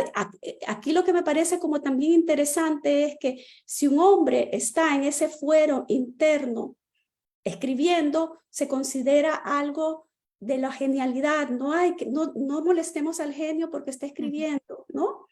En cambio, si una mujer hace esto, es una abstraída, está en desconexión con la realidad, es una mujer con mucho ensueño, es decir, una misma experiencia es codificada de forma completamente diferente, ¿no? O con lo de la excepcionalidad, también lo que yo hablaba anteriormente, ¿no? Que en el caso de las mujeres es un arma de doble filo, y en cambio en los hombres es algo que se ha construido como algo deseable, ser lo más original, ser lo más singular, ¿verdad? Cuando ya sabemos que en realidad esa singularidad, como intenté explicar, espero que se haya entendido, también es un estereotipo, ¿no? Porque al final la literatura es una intertextualidad constante. Claro, muchas gracias. Otra de las preguntas que ha hecho el público que nos ha estado escuchando, una para la doctora Quirante, es ¿qué recepción tuvo la reimpresión en el siglo XXI de la obra de Lisa Hall? Si nos pudiera comentar sobre esa experiencia. Y para la doctora Pleites, vamos a ver, disculpen. La pregunta dice, ¿se puede hablar de nuevas estrategias textuales y contextuales de las escritoras contemporáneas para alejarse de la invisibilidad? Entonces, tal vez la doctora Quirante comienza para comentarnos un poco. La recepción de la reedición que se hizo, precisamente que la tengo aquí, de las dos novelas de Semilla de Mostaza y de Mostaza, que iban prologadas por Francisco Pérez de Antón y por mí, en el sentido de que, bueno, iba ahí el estudio, las conclusiones, dijéramos, del estudio que hice, Semilla de Mostaza, polémica de la autoría y análisis interpretativo de la obra, en el que ya en la investigación di un paso un poco más profundo en centrarme en analizar las novelas, no en centrarme en leer la obra para defender su autoría. Que yo sepa, tuvo muy buena acogida. De hecho, la gente se preocupó por leer la novela, ¿no? Porque hasta entonces se habían dejado llevar por la opinión generalizada que todavía había mermado, o sea, que había calado tan profundamente en la sociedad guatemalteca, de que la obra no había sido escrita por ella. Entonces, lo bonito yo Mi consejo de hoy es que lean la obra, o sea, tenéis una obra maestra de verdad, o sea, comparable. O sea, hoy estaba leyendo el prólogo de Hernández de León a Mostaza y es que yo no cambio ni una sola coma de lo que él dice ahí, porque lleva toda la razón y él lo dijo en el año 39 y estoy, vamos, suscribo cada una de las palabras que dice él. Entonces, que la gente ha empezado a leerlo, ya ha empezado a observar todas esas puntualizaciones que yo fui haciendo, ¿no? Y que, bueno, y que varios estudiosos también habían hecho, porque a lo largo de toda la polémica, de la controversia que se dio en el año 38, desde mi punto de vista, hubieron 2 trabajos que para mí fueron claves y de los que yo comencé a tirar del hilo. Uno fue las cartas que hace Máximo Soto Hall, como si fuera el rey Felipe IV, que lo que hace, a ver, no estoy totalmente a favor, pero bueno, como le ayudaba para demostrar su autoría, ahí lo que hizo es señalar errores que Elisa había cometido, pero claro, dentro de la libertad de la ficción, pero era una manera de señalar, señores, esto es ficción, si hubiera sido real y lo hubiera escrito Don Sancho, no habría escrito esto, ¿no? Entonces yo siempre he querido decir diferencias entre la historia real y la ficción histórica que plasma Elisa y que tiene toda la libertad para inventarse lo que le diera la gana, que para eso está escribiendo novela. Si no, escribiríamos otra cosa, ¿no? Ahí tenemos la libertad de la ficción, que es por lo que luchó Cervantes. O sea que ahí tenemos, ¿no? Somos libres en eso. Entonces yo sí que creo, ese es un trabajo, no, Francisco Fernández Hall, perdón. Y otro fue el de Sinforoso Aguilar. Creo que también hace un trabajo en el que detecta determinadas características que, bueno, yo recogí. Luego Francisco Pérez de Antón, que él conoce más el Madrid antiguo, detectó también fallos a lo largo de, bueno, fallos que no coincidían, ¿no? Que se notaba que Elisa Hall no conocía el Madrid de la época del siglo de oro, ¿no? Probablemente vería un mapa antiguo y entonces pues ella sacó sus cábalas. Y toda la investigación que yo llevé a cabo en el Archivo Histórico de Oviedo, que allí saltábamos dando de felicidad y de alegría cuando encontramos muchos protocolos del archivo de Piloña, que es al que pertenecía la casa de los Asturias, donde había vivido Don Sancho y donde habían vivido las hermanas y la familia. Entonces sale el Palacio de las Ferrerías, que no lo contempla Elisa porque ella no lo sabía. Encontramos las dotes de las hermanas de Don Sancho, que tampoco aparecen en la novela. Entonces eso ya, a ver, para mí a nivel ideológico estaba claro, ¿no? Pero había que mostrar también indicios históricos que no dejaran lugar a duda de que era una ficción.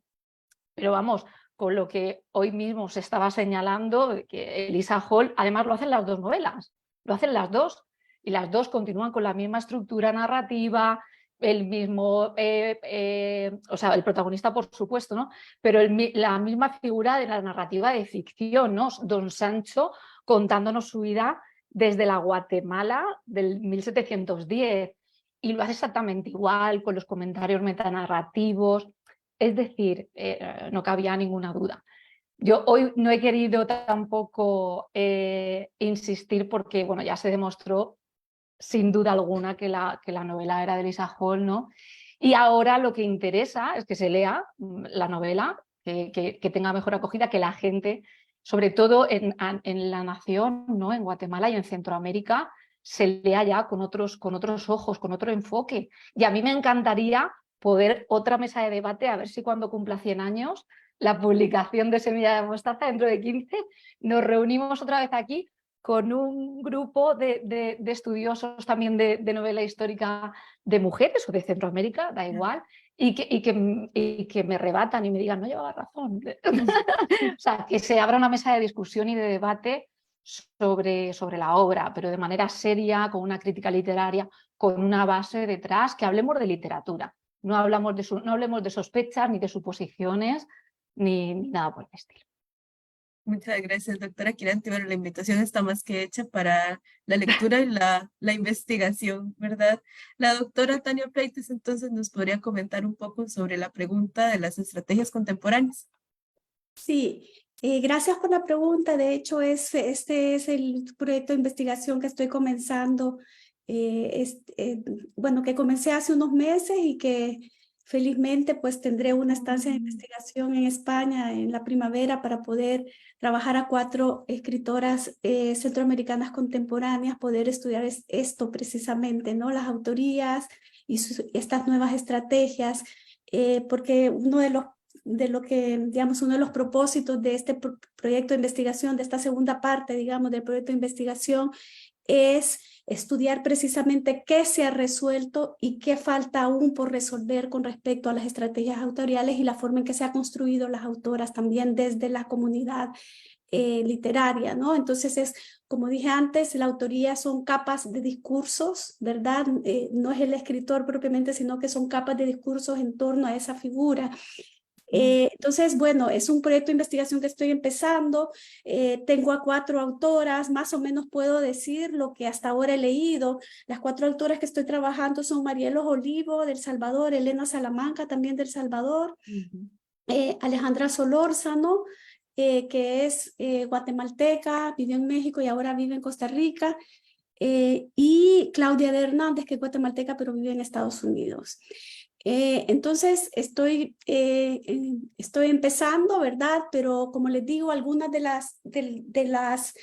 los aspectos que yo puedo decir ahorita, que me puedo aventurar hipotéticamente, porque todavía estoy en ese proceso, bueno, primero que todo, por supuesto, cómo han permeado el feminismo contemporáneo a estas estrategias, ¿no? Es decir, Alain de Fopa era feminista, pero era el feminismo de esa época, ¿no? Ahora estamos en otro momento del feminismo y por lo tanto, pues hay una nueva forma de acercarse, ¿no?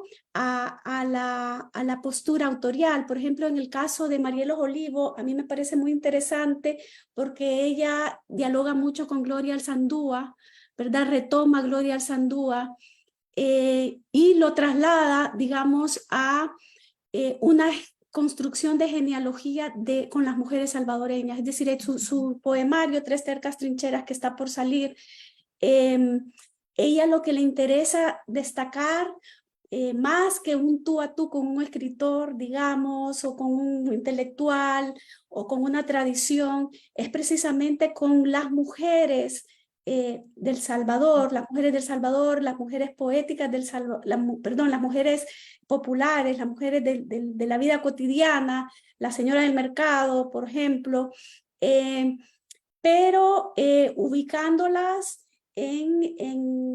dentro del discurso de la nación heterosexual de Ochi Curiel, por ejemplo, utilizando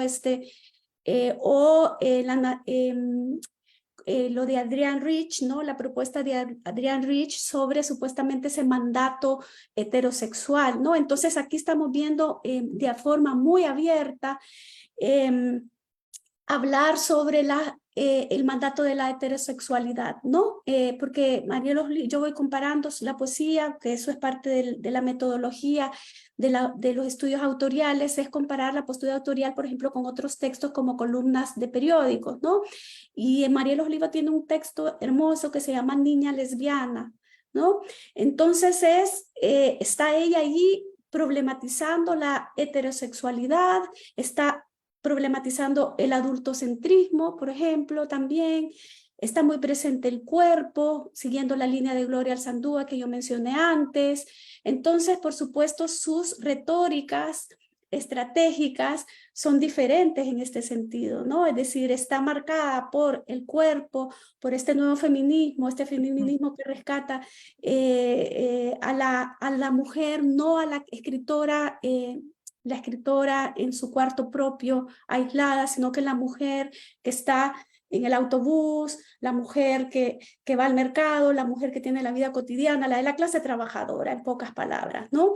Pero con el cuerpo muy presente, ¿no? Un cuerpo que intenta salirse del mandato heterosexual, ¿no? Entonces, por ejemplo, ahí tenemos una diferencia. El caso también de de Elena Salamanca, en el que está muy, muy presente también el cuerpo, la enfermedad, pero también el bordado y lo íntimo, la familia, ¿no? Es decir, la familia como espacio político, ¿no?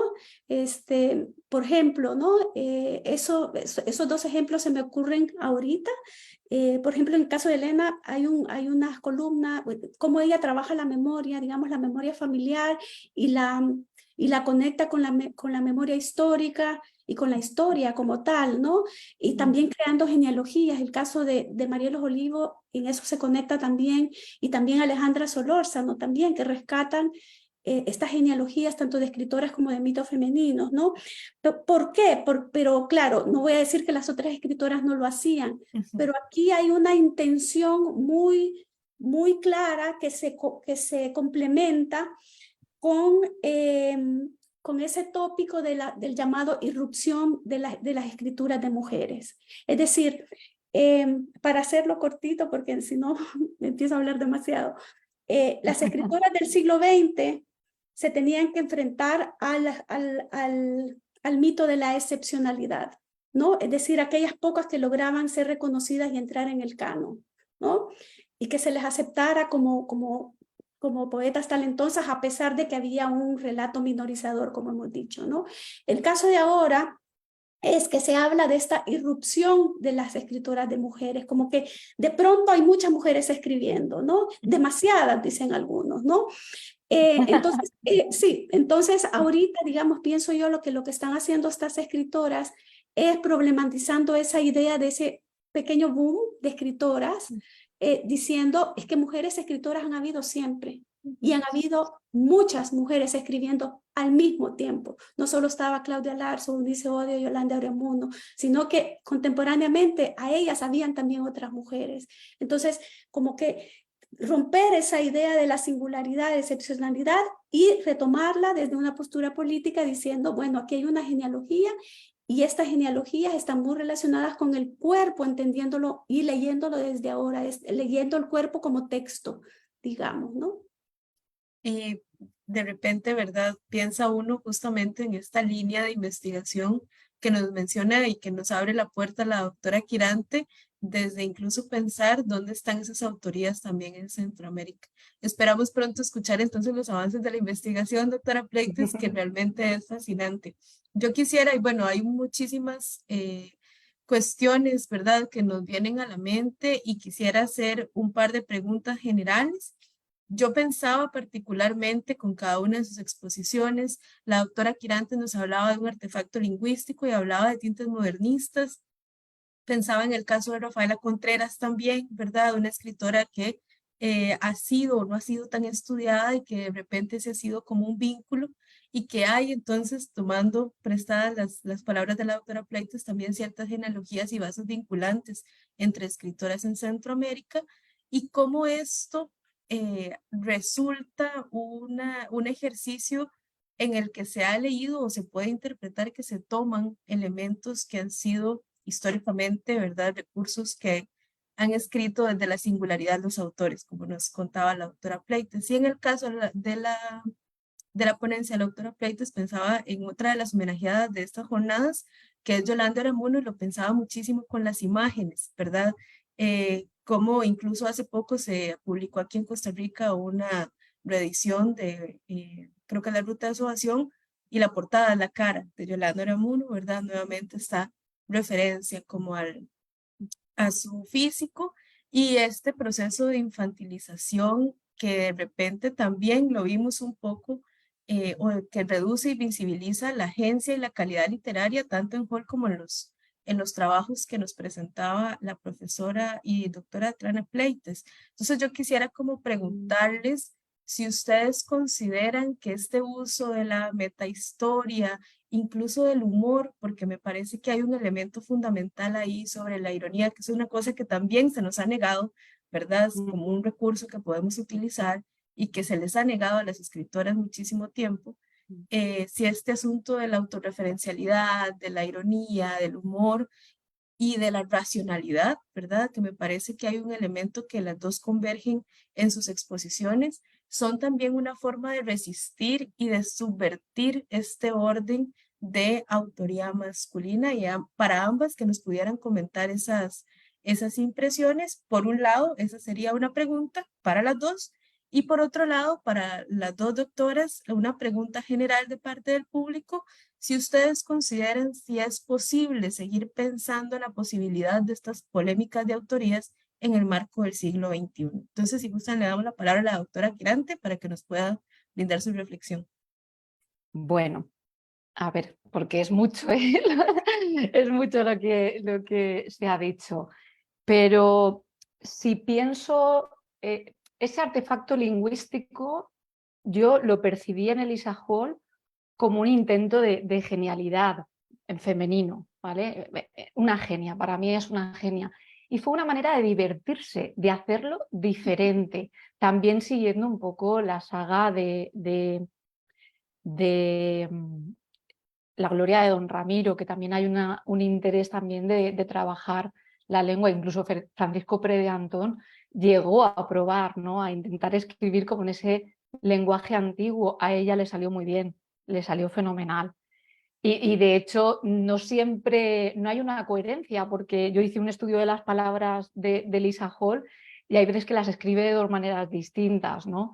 Pero bueno, también pasaba en la época, porque también ella contempla un momento de la historia de la lengua castellana en el que aparecían hasta 4 usos diferentes de una misma palabra. Pero bueno, yo creo que es un intento de expresión, de hacerlo de un modo distinto. A mí no me cabe duda pues, que somos ingeniosas, o sea, tenemos que poner siempre algo que forma parte de nuestra creatividad, ¿no? No sé si será solamente algo femenino, puede ser que sea una estrategia, ¿por qué no? Habría que analizarlo, ¿no?, en el marco de general, contrastarlo con varias novelas. A mí sí que me parece también, por otra parte, algo que ha comentado la doctora Tania. A ver, creo que dentro de la literatura, de esa escritura desde la subalternidad, que también lo comparte, ¿eh? O sea, hablar desde los márgenes hace que tengamos diferentes estrategias. Entonces, tanto sean mujeres como de otra raza, cuando estás fuera de esa centralidad, asumimos una serie de estrategias. Por ejemplo, en el caso de las novelas históricas, contemplamos que las mujeres lo que hacen es, en vez de hablar de los grandes hombres, ¿sabes? No escribimos sobre Napoleón, no. Lo que recogemos son personajes que precisamente no han sido contemplados por la historia oficial o que simplemente han tenido relevancia para la familia, como es el caso de Don Sancho. A mí que me perdonen los descendientes de Don Sancho, pero Don Sancho Álvarez de Asturias era un segundón de una casa noble en España, que sí, que es el de donde nace la semilla de mostaza, ¿no?, que lleva ese ánimo espiritual a Guatemala y como lo quieras poner. Pero son personajes que ella lo que hace es dotar de una validez a la familia política, ¿no?, de una raíz muy válida, a la vez que también a la nación. Pero es que esto lo encontramos en todas las novelas. O sea, en Díaz Lozano en Mayapán recoge la historia de Guerrero con Aichel, que iban dentro del barco que naufragó, ¿sabes? Guerrero y Aguilar, que tampoco son personajes históricos, pero no son de primer orden, no son los que ha contemplado la historia. Raudal es exactamente igual, o sea, son personajes que sí, son reales, pero no han tenido una incidencia tan importante. Y luego otra característica que señalaba la doctora Tania Pleited, y que le hacía así porque es verdad, ¿no?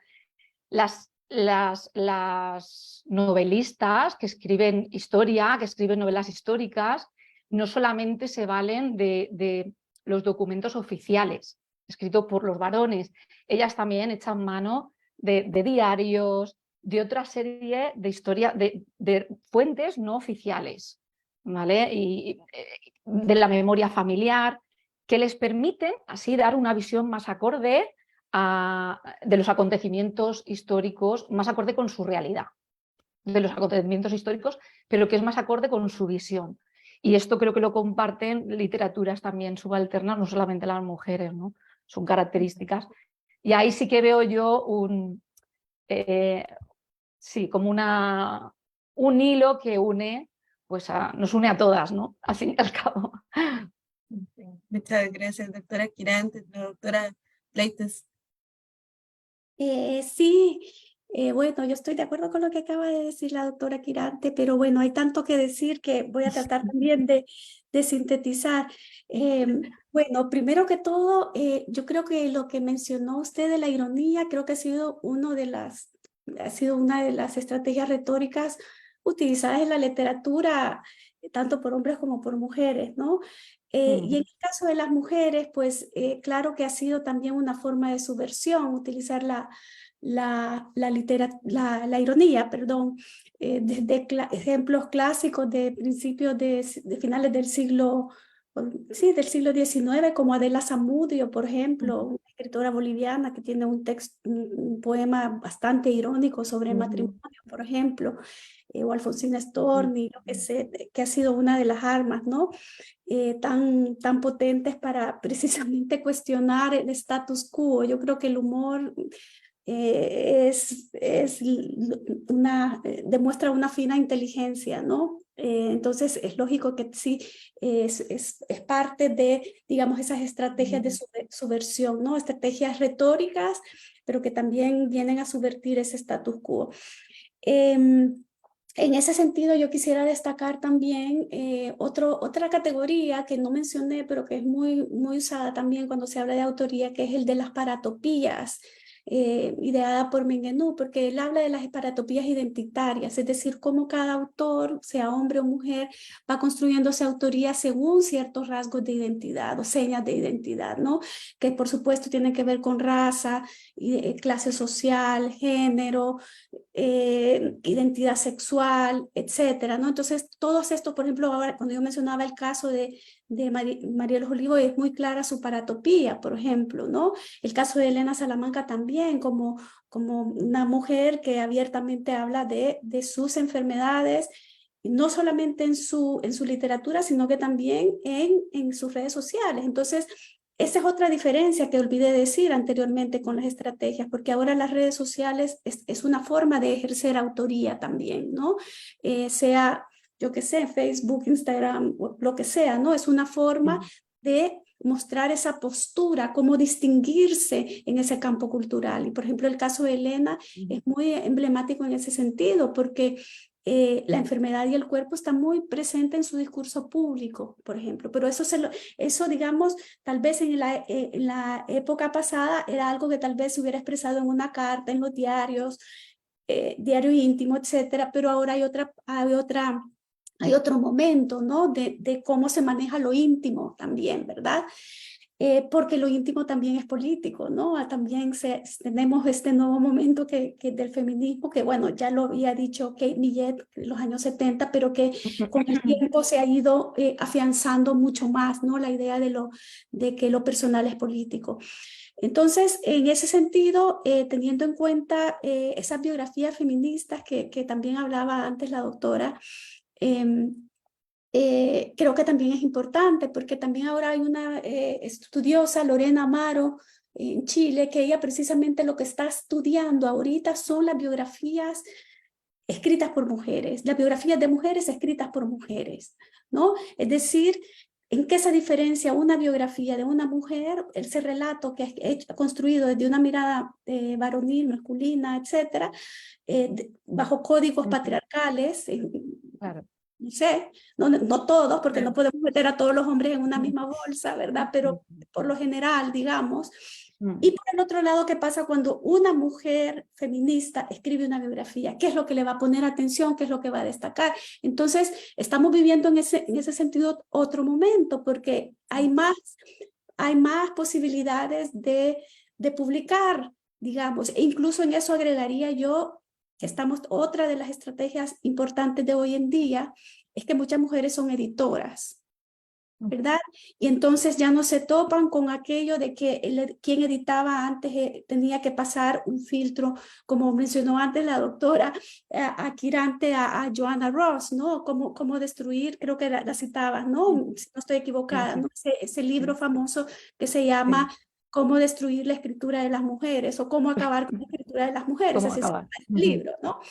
Y es Sí, precisamente por eso, porque en muchos casos, pues, estaba ese cerco, pero ahora hay mujeres que están editando libros, que se llaman revistas, que entonces eso ha permitido también mayor apertura y poder tener, digamos, más a la mano esas otras miradas, que lo que yo quisiera destacar es que no es que lo que queremos decir con esto es que no es que queremos o sea, desechar por todo lo que se ha escrito antes sobre las mujeres viniendo de una pluma masculina. No, la cosa es que no puede existir solo ese relato. Tiene que haber una apertura de relatos, que haya un abanico de relatos, ¿no?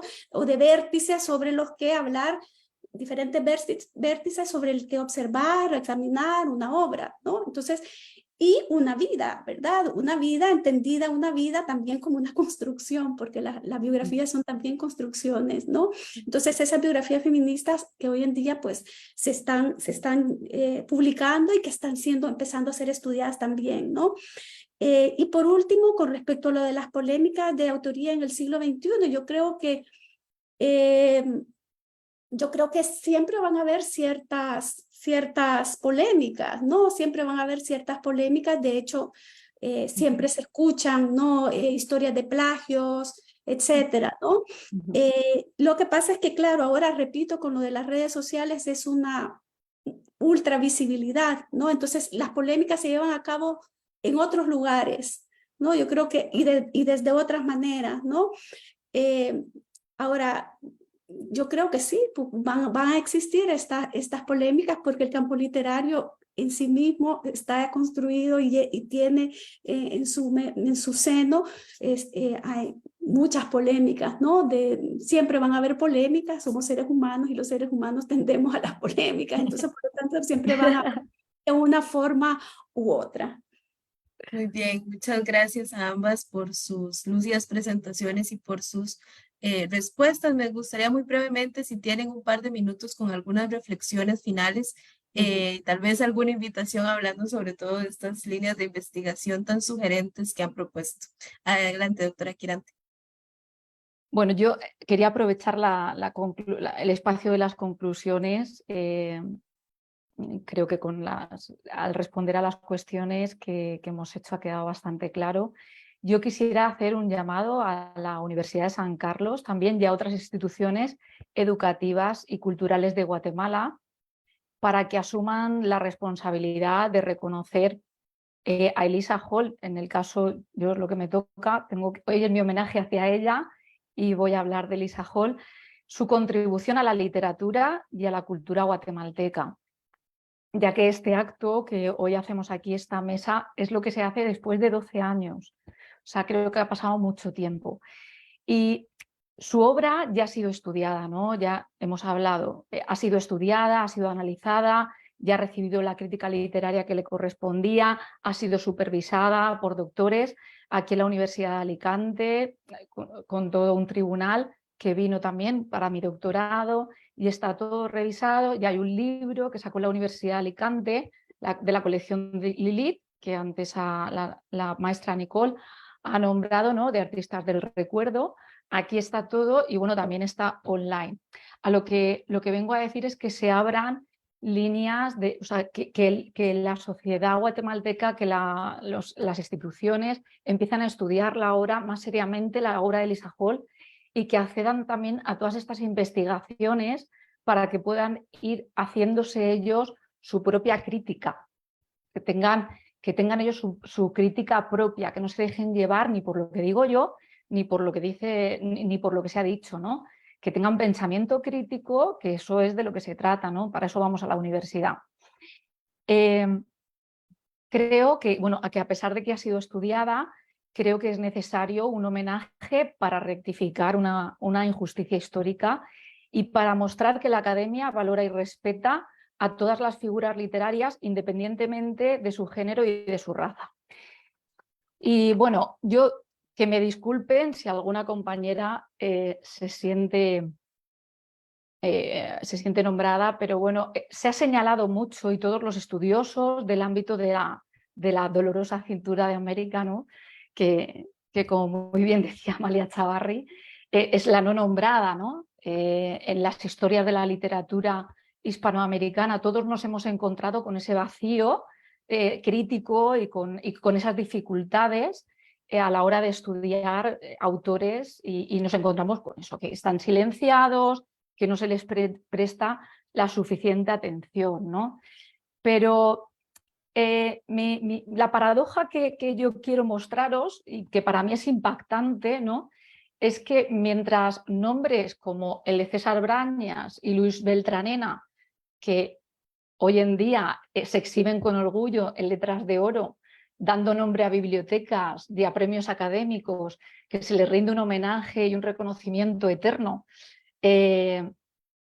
para que figuren por siempre, ¿no? En la memoria, aunque se olvide por un momento su trabajo, pero ahí están bien marcados, ¿no? En la memoria de la nación guatemalteca. Un silencio todavía ensordecedor para mí sigue opacando la figura de Lisa Hall y relega sus obras al olvido. Y muestro esta paradoja porque precisamente he tenido que hablar de ellos dos, no voy a decir toda la lista porque todos sabemos también quiénes son, solamente hay que leerse Semilla de Mostaza para sacar las observaciones al respecto, pero sacar conclusiones, quiero decir. Pero César Brañas y Luis Beltranena precisamente son dos figuras que hicieron mucha presión para que Lisa Hall abandonara finalmente su carrera literaria. Y ellos están ahí y ella no aparece por ningún lado. Entonces, no sé, pensar una manera de homenajearla. Y bueno, insisto en que se debe reconocer la contribución de las mujeres a la literatura y promover la equidad de género tanto en la educación, ¿no? Que se hagan en los currículums, que hay mujeres escritoras de novela histórica que también son importantes y que han sido injustamente olvidadas. Yo creo que el legado de Lisa Hall y de sus obras merecen un reconocimiento profundo y duradero en el ámbito académico. Es crucial no solo que se valore la obra de Lisa Hall como un hito literario y cultural, sino que también se destaque su papel como novelista. Yo creo que esta es una oportunidad para mostrar que la literatura escrita por mujeres no debe ser marginada ni pasada por alto, sino que merece ser considerada igualmente valiosa y significativa. Y es fundamental que la Universidad San Carlos, me dirijo, pero también otras universidades, otras instituciones académicas y culturales, se conviertan en líderes en la lucha por la igualdad de género en la literatura y en la educación. Y que se aseguren de que las escritoras y sus obras reciban la atención y el reconocimiento que merecen. Y reconocer a Lisa Hall y su obra es una forma también de demostrar el compromiso de estas instituciones con la igualdad y la justicia en el mundo de la literatura, reconociendo públicamente su mérito literario, que yo creo que por derecho le corresponde ya desde hace 85 años, nada más y nada menos. Y nada más. Muchas gracias. Doctora Quirarte, tal vez la doctora Pleites en un par de minutos porque estamos un poco ajustados con el cronómetro. Perdón. Pues yo la verdad que respaldo la noción, la propuesta de mi compañera, la doctora Quirarte. Estoy muy de acuerdo con esto de que tenemos que ser consecuentes, ¿no? En ese sentido. Y ojalá que pueda existir una biblioteca con el nombre de Lisa Hall o una cátedra o algo, ¿no? Sería una magnífica un premio, forma. Algo, sí, algo. O una jornada dedicadas a ella, en fin. Ojalá que esto se pueda hacer. Y bueno, no quiero quitar mucho tiempo porque ya sé que estamos con el tiempo en contra. Solo quería volver a destacar estos dos engendramientos que tienen lugar con la autoría. Recordar que hay dos tipos: el autoengendramiento, es decir, desde la postura textual o la postura contextual, o el engendramiento desde los relatos de los agentes del campo cultural. Y en ese sentido, creo que es bien importante recordar, estar siempre listas y listos a hacer lecturas, digamos, quisquillosas, incluso irónicas, sospechosas, aprender a sospechar, digamos, de estos relatos canónicos que muchas veces pues, encierran a nuestras escritoras, incluso aquellas que son reconocidas en ese relato minorizador que estábamos hablando, es decir, ser suspicaces, ¿no? Creo que eso es el pensamiento crítico es fundamental para los estudiosos los estudiosos de la cultura y la literatura, ¿no? Y en ese sentido, pues, nada, solamente me queda pues agradecerles por haberme dejado exponer algunos de los puntos de mi proyecto de investigación sobre esas famosas tretas del débil que llamaba Josefina Lunder para llamar a estas estrategias de las autoras y agradecer a todas las personas que nos acompañaron en vivo y las que ojalá nos vean en diferido. Muchas gracias. Muchas gracias a ambas doctoras. Recordar a las personas que están viendo la transmisión que está el formulario de asistencia en Facebook. Y bueno, la invitación a atender, ¿verdad?, estos llamados y esta necesidad institucional también para reconocer y seguir estudiando esto. Muy rápidamente vamos a hacer la entrega de los diplomas. Estos diplomas tienen el mismo formato para ambas y me voy a permitir leer. La Universidad de San Carlos de Guatemala, la Facultad de Humanidades, el Departamento de Letras, otorga el diploma a la doctora Quirante Amores por su excelente participación en el panel Escritura de Mujeres y Polémicas de Autoría en Centroamérica, como conferencista de su ponencia titulada Mostaza Literaria, el caso de Elisa Hall y la controversia sobre su autoría dentro del marco de las cuartas jornadas académicas de literatura centroamericana, dedicadas al 50º de la publicación del libro Poemas de la Izquierda Erótica de Ana María Rodas y a los 75 años de la publicación del libro La Ruta de su Ovación de Yolanda Aramono, realizadas en modalidad virtual los días 16, 17, 18, 19 y 21 de octubre, con una duración de 10 horas.